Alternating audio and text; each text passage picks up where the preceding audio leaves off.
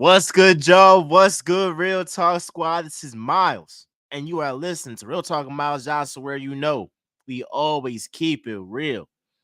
Sun shining, just got off work. What I tell y'all, like, we gonna be consistent. We gonna be consistent. We got to. And there was too much I was seeing on Twitter, all this stuff that I was like, I gotta talk about it. I gotta talk about it. we gonna talk about Joel Embiid. We're gonna talk about Jalen Hurts, this Eagles during training camp, because I got a lot to say about them too. For y'all that didn't see my last reel, I had two reels that came out on Instagram, TikTok as well.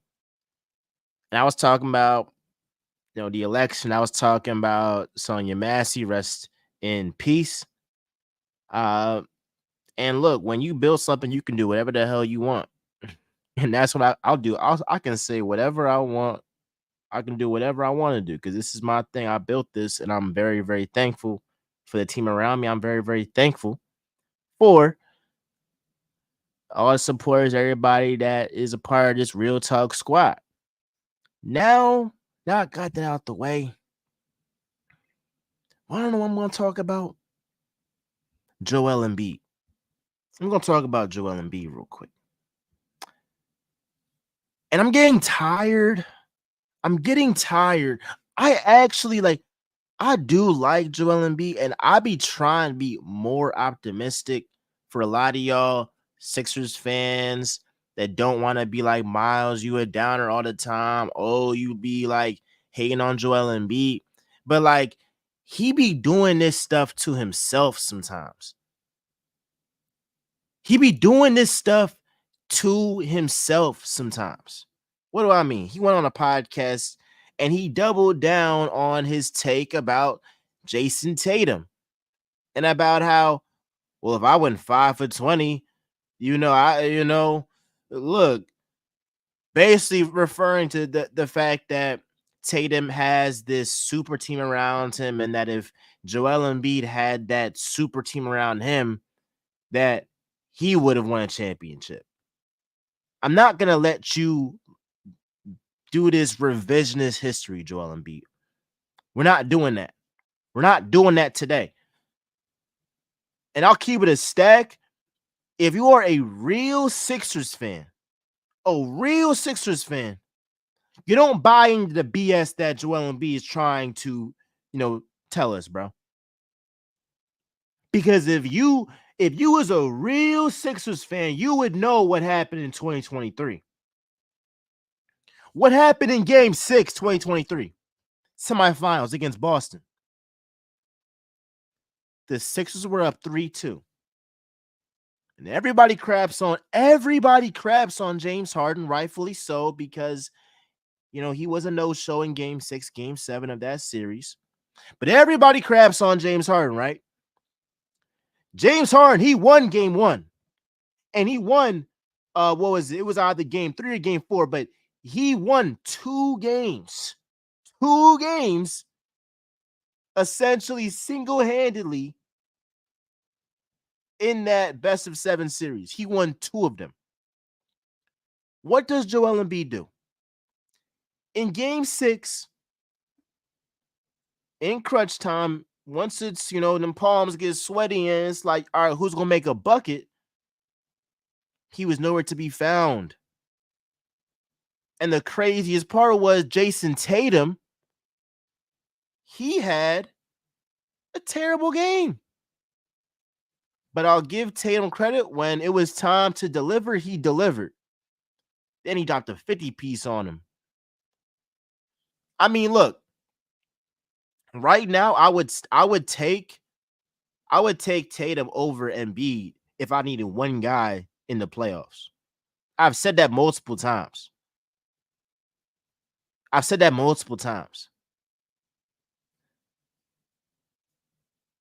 Availability is the best ability. Every single time. Now, have there been some postseasons where Embiid has been injured? For sure. This past one, I wouldn't say that he folded this year. He was injured. He had one leg. He had like one part of his face. But just because you was injured this year doesn't mean that we're gonna forget about all the times that you did full. What about in 2021 when you was on the court and Trey Young, cuz only maybe 3 inches taller than me, and he was cooking y'all in your building, beat you in your building. There is no excuse, and you don't have to have a super team to get to the Eastern Conference Finals. So again, if you are a Sixers fan, you shouldn't be making excuses for this. It's actually shameful and it is disgraceful. And the part that gets me the most upset with Joel Embiid was his comment about, well, if I had a super team, what do you think your teammates feel when you say that? Well, if I had a super team, all this stuff.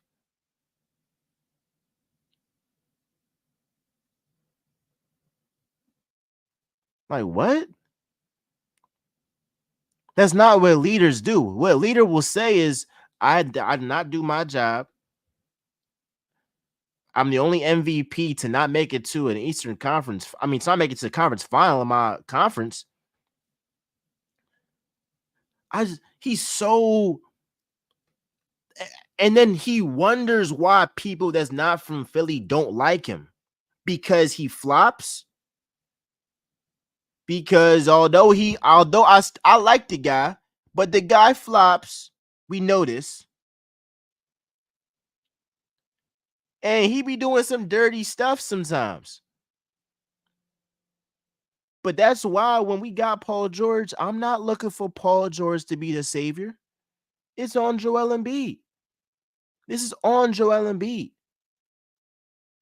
So Joel Embiid saying this stuff about him and how he ain't have a super team. All this does is just put more pressure on him to perform next season. Not in the regular season, in the playoffs. In the playoffs. But I'm disgusted with Joel Embiid's comments. I'm also disgusted with Sixers fans that enable this behavior, that feed the narrative that if Embiid had this super team that Tatum has, that he would have a chip. No, there's literally no evidence to show for that. And this is only this is the first year that Tatum has even had a team remotely close to a super team. Like before this year, you was never saying the Celtics some super team. You was never saying that. And this is coming from a guy who has been a Tatum hater. But Embiid be so out of pocket sometimes. It's like I have to actually defend Tatum because some Sixers fans are actually believing the BS the guy spills. It'd be crazy, bro. Like I have never come across an athlete with zero accountability and really at the level and talent level that Joel Embiid is at to be that piss poor as a leader boggles my mind. It really boggles my mind. So the pressure on you, gang. The pressure on you to go ahead and perform. To go ahead and perform. I want to talk about Jalen Hurts and this Eagles team. With the Eagles, I know their offense gonna be nice. I wasn't the biggest Kellen Moore fan, but look, bro, with that offense, it's like you literally have to something's gotta be wrong with you to not put up historic numbers with all those weapons. Saquon Barkley is going to literally have a field day all season long. AJ Brown is going to go crazy. Devontae Smith is going to build off his playoff performance. He's going to eat. I look at Jordan Mailata. I look at Lane Johnson to take more of a leadership step with this offensive line. I believe in Cam Jurgens. I think he is the truth. And Jason Kelsey, is going to continue to be in that locker room, even though he's not playing. Jason Kelsey's going to be like they head coach. Real rap. And with Jalen Hurts, we've talked about his QB ranking. People are like, oh, uh, Jalen Hurts, he's not top 10, he's not top 5, all this. How come Joe Burrow gets the benefit of the doubt, but Jalen Hurts doesn't get the benefit of the doubt? They both done the same thing. Have a great year and get to the Super Bowl. For real. When I look up when I look up the stats of Joe Burrow and Jalen Hurts, here's what I see. In both of their 51 starts, Joe Burrow has 14,580 yards, 106 touchdowns, and 47 turnovers. Hurts has 14,043 yards, 107 touchdowns, and 44 turnovers. So in 51 starts, Hurts has more touchdowns and less picks and turnovers in general. This is even after the bad season Hurts had and all this stuff. So my question is, how come Joe Burrow gets the benefit of the doubt compared to Jalen Hurts? They got the same stats in their first 51 starts. They've gone to Super Bowl, each of them.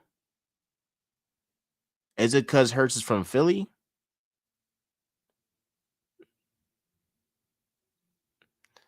Is it because he's an Eagle? Like I'm trying to figure out like what it is that some guys get the benefit of the doubt that a Justin Herbert, a Jordan Love, a CJ Stroud, like all these guys, they get benefit of the doubt over Hurts. Dak Prescott, I mean, that will get I will literally have nah, that will like get me mad. I'll pop a blood vessel if I keep talking about the guy Dak Prescott. When I talk about Jalen Hurts and Nick Sirianni, though, there's something there. Something there. And Nick Sirianni, he isn't a good coach, but the Eagles are so talented they can overcome it. Like, you lying to yourself if you believe that Nick Sirianni is a good coach. What has he done without Shane Steichen? You do realize that in Nick Sirianni's first year as a head coach, he called the plays in the beginning. The Eagles were terrible. And then Shane Steichen called the plays. And then what happened? They made the playoffs. What happened when Shane Steichen left? It was Brian Johnson. Brian Johnson took all the blame. Nick stays. Nick stays. So it's funny. It's funny how certain stuff work. What are they gonna say? Oh, well, Nick Sirianni, you know, he's a guy who has gone to Super Bowl, has gone to the playoffs each year. But like outside of accountability, what does the guy do well?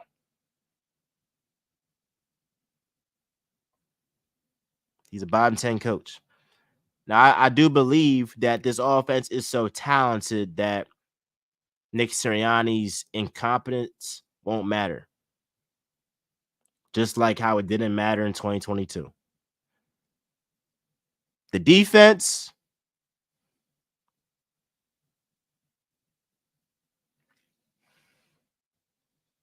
I'm optimistic. This is where the homer comes in. because I'm optimistic, although I really shouldn't be that optimistic about the defense. But I believe in the Kobe Dean.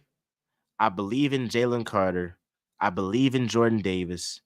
I believe in uh, uh, Kenyon Mitchell, Cooper DeJean. I believe in they young guys that they gonna get it done. And like the vets and Darius Slay, hell, I think James Bradbury will have a backup season. I've been said that. And if he does, best believe I'm rolling that tape back. All of y'all heard me say it, and it is what it is. So that's what it is, bro. I think